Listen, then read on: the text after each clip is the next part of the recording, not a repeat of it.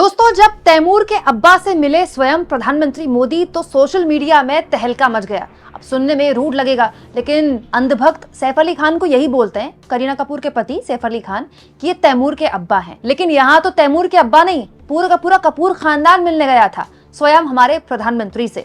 दोस्तों, इन तस्वीरों को लेकर सोशल मीडिया में काफी चर्चा है, आपके पास भी ये वीडियोस पहुंची होंगी। दोस्तों, प्रधानमंत्री की आवास में पूरा का पूरा कपूर खानदान गया था उनसे मुलाकात करने के लिए, क्योंकि राज कपूर का 100वां जन्मदिन था और कपूर खानदान इसको अलग तरह से बनाना चाहता है और इसके लिए भारत सरकार भी प्रयासरत है।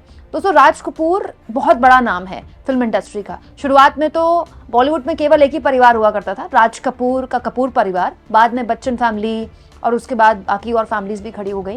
राज कपूर का हिंदी सिनेमा में बहुत बड़ा योगदान है और मेरा जूता है जापानी जैसे गानों के जरिए राज कपूर ने उस वक्त, जब सोशल मीडिया का ज़माना नहीं था, टीवी का ज़माना नहीं था, रेडियो का ज़माना था, उस वक्त अपने दौर में रूस और अफ्रीका और दुनिया के अलग अलग हिस्सों में अपनी मौजूदगी दर्ज करा ली। आज भी अगर आप रूस जाएंगे तो मेरा जूता है जापानी जैसे गानों पर लोग वहां पर डांस करते हुए दिखाई देंगे। वहां के डिस्कोथेक्स में अभी भी राज कपूर के गाने बजते हैं और इसलिए राज कपूर एक बहुत बड़ा नाम है। इसीलिए भारत सरकार द्वारा एक प्रयास किया गया कि राज कपूर की फिल्में, जो उनकी खास फिल्में हैं, उनको री रिलीज किया गया और उसमें कपूर फैमिली, जाहिर तौर पर कपूर फैमिली के लिए एक बड़ा वक्त था। तो कपूर फैमिली पीएम मोदी से मिलने गए और कपूर फैमिली के दामाद सैफ अली खान भी यहाँ पर मौजूद थे। तो सैफ अली खान से प्रधानमंत्री मोदी की क्या गुफ्तगू हुई, पहले ये सुनिए। आप पहले प्रधानमंत्री हैं जिससे मैं मिला हूँ और आपने आंखों में आंख लगा के इतने मतलब पर्सनली हमसे मिले हैं और 2 बार मिले हैं। आप में इतनी अच्छी एनर्जी है और आप इतनी मेहनत करते हैं और आप जो करते हैं मैं आपको कंग्रेचुलेट करना चाहूँगा और thank you for opening your doors और हम सबसे मिलने के लिए और इतने एक्सेसिबल होने के लिए। तो बहुत खुश हूँ। मैं आपके पिताजी को मिला हूँ और मैं सोच रहा था कि आज मुझे 3 पीढ़ी को मिलने का मौका मिलेगा, लेकिन आप लाए नहीं तीसरी पीढ़ी को। They are all big actors. We are not in the creative field. My children are trying level best. That we would be invited by the Prime Minister. मतलब पापा थैंक यू। दोस्तों, सैफ अली खान के लिए अंधभक्त सोशल मीडिया में जब से उन्होंने करीना कपूर से शादी की है तब से तमाम तरह की बातें करते हैं कि उन्होंने लव जिहाद कर लिया और हिंदू लड़की से शादी कर ली, फलाना ढिमकाना। और उसके बाद दोस्तों, सैफ अली खान और करीना कपूर को और आलोचनाओं का सामना करना पड़ा था जब उन्होंने अपने पहले बेटे तैमूर का नाम तैमूर रखा था और लोगों ने इस पर बहुत आपत्ति दर्ज कराई थी कि एक ऐसे आक्रमण करने वाला जो विदेश की धरती से आया और यहाँ पर इतनी बर्बादी करके चला गया, आपने अपने बेटे का नाम उसके नाम पर रख दिया।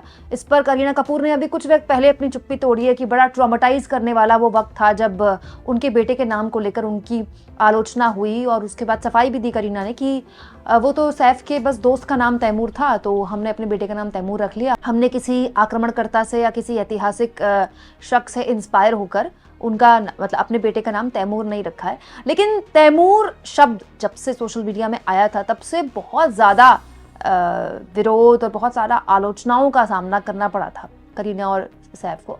लेकिन अब देखिए, हमारे मोदी जी स्वयं कपूर खानदान से मिल रहे हैं और सैफ अली खान से कह रहे हैं कि उनकी तीसरी पीढ़ी भी आ जाती, यानी कि तैमूर अली खान और उनके भाई जय, तो उनसे भी मुलाकात हो जाती। यहाँ इस बात पर भी गौर किया जाए दोस्तों कि ये जो मुलाकात हुई थी, कपूर खानदान जब मिलने गया मोदी जी से तो उन्होंने स्वयं ही कहा कि मोदी जी ने उनको बुलाया है, मतलब स्वयं मोदी जी ने कपूर खानदान को बुलाया है। तो इससे एक बात तो साबित होती है कि हमारे मोदी जी के पास टाइम काफी है, तो इतना टाइम भी निकालने की मणिपुर के लोगों से मिलने। दोस्तों, मणिपुर पिछले 19 महीनों से जल रहा है, लगातार जल रहा है, लेकिन पीएम मोदी संसद में आते हैं, जब उनको बहुत विवश किया जाता है तो 1-2 बयान वो मणिपुर पे देते हैं, उसके बाद मतलब उनके लिए वो रस्म अदायगी है। अब तो मोदी जी छोड़िए, गृह मंत्री अमित शाह भी मणिपुर नहीं जाते हैं। लेकिन जब प्रधानमंत्री के पास इतना वक्त है कि वो कपूर खानदान से मिल सकते हैं तो फिर मणिपुर के लोगों से भी मिल लेते। चलिए, मणिपुर जा नहीं सकते, मणिपुर के आम लोगों से मिल लेते। भाई, ऐसी मुलाकात करते हैं ना लोग। राहुल गांधी ने अभी संभल के पीड़ित परिवारों से मुलाकात की, अपने आवास में कर ली, तो वैसे ही प्रधानमंत्री मोदी भी अपने आवास में मणिपुर के लोगों को बुला लेते, अलग अलग इलाकों से मणिपुर के वो लोग जो विस्थापित हुए हैं, जो राहत शिविरों में रह रहे हैं। ये भी नहीं किया पीएम मोदी ने। जब कपूर फैमिली को बुला सकते हैं तो मणिपुर के लोगों को क्यों नहीं बुला सकते? हालांकि इसमें कुछ कैंडिड कन्वर्सेशन भी हुई। जब कपूर खानदान मोदी जी से मिला तो आलिया भट्ट ने मोदी से पूछा कि आप गाने वाने सुन लेते हैं क्या? सुनिए उनका जवाब।